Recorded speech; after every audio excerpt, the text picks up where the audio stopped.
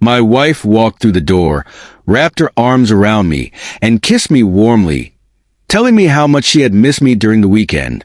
But what she didn't know was that this moment would be the last time she'd ever see me truly happy. We had just returned from a long weekend camping trip with two other couples, friends we'd known for years. It was a great trip overall, but something happened that morning as we were packing up and getting ready to leave that I can't shake. I was busy loading our car when I looked up and saw my wife and one of our friends, Mike, a few feet away. She bent down to pick something up, and in that fleeting second, I saw Mike reach out and squeeze her hip, his hand sliding down her backside. My wife quickly pushed his hand away, but the way she smiled at him, so casually, almost playfully, it hit me like a gut punch. It all happened so fast, just a second or two, but the image has been burned into my mind ever since. I glanced around to see if anyone else noticed, but no one seemed to. Mike's wife was packing up their car, and the other couple was off in the distance chatting. I couldn't process it in the moment, but I felt my stomach drop. The drive home was suffocatingly quiet. My wife tried to make conversation, but I couldn't focus on anything but that image. When she asked why I was so distant, I lied and said I was just thinking about work. Truthfully, I was in shock. I didn't want to bring it up. I feared she'd deny it or tell me I was overreacting. But something about that smile, too friendly, too comfortable, told me there was more to it. That night, I barely slept. My mind kept replaying that moment, questioning every detail. I've never been the paranoid type, always trusting her completely, but for the first time in our relationship, a knot formed in my stomach that I couldn't untangle. I had never snooped before, but now, I found myself wondering if I should check her phone. Her phone is password protected, and I had no idea how I could get into it without her finding out. But then I had a thought, her iPad. She never uses it anymore, and it didn't have a password. I grabbed it and was shocked to see it still connected to her phone. That's when I found Telegram, the app they had been using to communicate. I scrolled through the messages, feeling my heart drop with each one. There were months of conversations, pictures, and intimate exchanges. She had sent him nudes, and they were making plans to take their relationship public. The worst part, this was happening right under my nose. Just hours earlier, she'd been kissing me, acting like everything was normal. I couldn't think straight, but I knew I had to stay calm and make the right move. I gathered evidence by taking pictures of everything on my phone as a precaution. I realized that I had to protect myself, especially with our shared assets. We co-own our apartment, have joint bank accounts, and I have a large inheritance from my parents passing a couple of years ago. She doesn't have access to that, but I knew I had to be smart. I started calling lawyers, setting up consultations. Most couldn't see me until next week, but I made sure to schedule some for the next day. I wasn't going to act rashly, but I needed to prepare myself for what was coming. The next day, I spent time in my home office under the guise of working while I continued my research. She didn't question me. She had no idea what was going on. As the days went by, I maintained my poker face. I felt numb, disconnected from everything. I could hardly look at her, and yet I had to pretend everything was fine.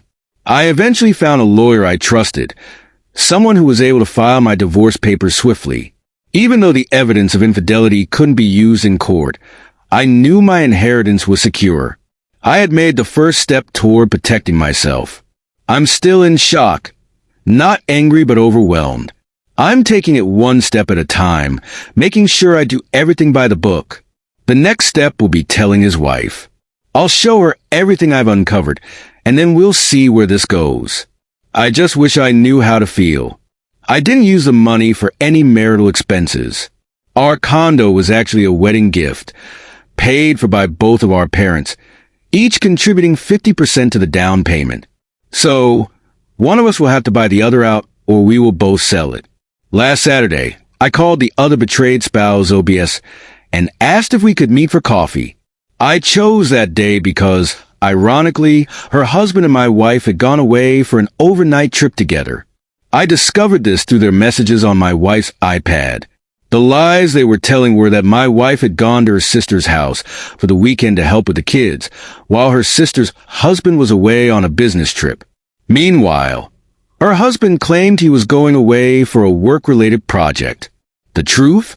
My wife and her husband had taken a trip together, staying at a hotel. All expenses paid by the man who had been having an affair with her. When I met the OBS, I showed her the messages on the Telegram app, with pictures included, exposing their affair. She was shocked. She had noticed her husband becoming distant and withdrawn over the past few months, and assumed it was just work stress. She had no idea he was cheating.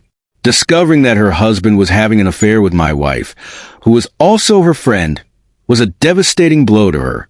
We talked some more, and I gave her my lawyer's number as she began to consider her options. That Sunday night, my wife came back from her sister's house. She greeted me with kisses, saying she missed me after spending the entire weekend with her lover. The way she compartmentalized was almost chilling. I knew we needed to have a serious talk. I sat her down and recorded the entire conversation without her knowledge, following my lawyer's advice since I live in a one-party consent state. I asked her a series of simple questions. Do you love me? Yes. Are you happy with me? Yes, of course. Have I been a good husband to you? Do I treat you right? Yes and yes. Then what the hell is going on? She looked at me in shock, clearly not prepared for what was coming. I asked her to promise to be honest with me, and she nervously agreed. I asked more questions. Have I ever done anything to hurt you, physically or emotionally? No, of course not. Then why are you cheating on me? She stared at me, speechless, for a full minute before quickly denying it. For a while, we went back and forth, but eventually I couldn't hold back. I told her I knew the truth. She finally broke down and admitted she kissed a guy who had been hitting on her at a bar during a night out with her girlfriend. The whole thing seemed absurd. Not only had she cheated on me, but she had been looking for opportunities to do so for months. I asked if that was the only time she had cheated. She swore up and down that it was just a moment of weakness and that it had meant nothing. But I said nothing in response. I handed her my lawyer's business card and told her I'd filed for divorce. If she wanted to reach me, she should call my lawyer. She cried, begged, and apologized, but when I started packing my suitcase, she switched tactics and tried to gaslight me. She said I was throwing everything away over a mistake. But what hurt the most was when she said, "You have no one else in the world. Why would you leave the only family you have left?" That stung deeply, because I had always considered her to be my only remaining family after my parents passed away, and now she was using that against me. I left that night to stay in a hotel, not wanting to remain in the same house as her. The next day, I officially filed for divorce. I didn't tell her that I knew about her affair with my friend, but she eventually found out when the OBS confronted her husband and called her too. The OBS was devastated when I told her the truth, and she couldn't hold back her emotions. I didn't blame her. Her husband had been using his time away to be with my wife, while she had been caring for her sick mother. When I left, my wife kept calling and leaving messages, but after the OBS confronted her, my wife stopped trying to reach me. It was quiet from both her and my friend after that. It all clicked for me when I realized the timing. Right around the time the OBS reached out to me, my wife stopped calling.